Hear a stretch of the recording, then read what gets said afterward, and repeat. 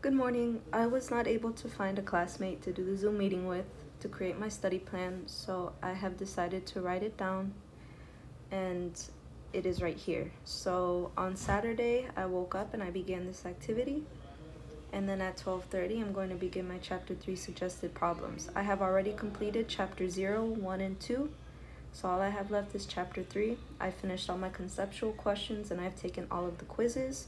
That is what I did earlier this week. At 2, I have an appointment, so I won't be able to get anything done. At 4, I intend to begin my activity 1, motion in a straight line. Hopefully it takes me an hour. And then at 5, I'll begin my explanation 2, projectile motion. My explanation 1 took a long time for me to do, so I gave myself a 2-hour time period. At 7, I have my practice test that I still need to do, so I'm going to start it then, and then I'm going to go to sleep at 10, hopefully.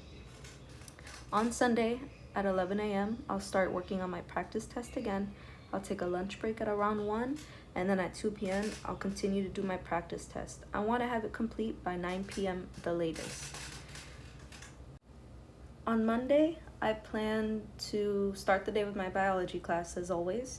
And then at 11, I'm going to review the chapters by going through the suggested problems that I've already completed.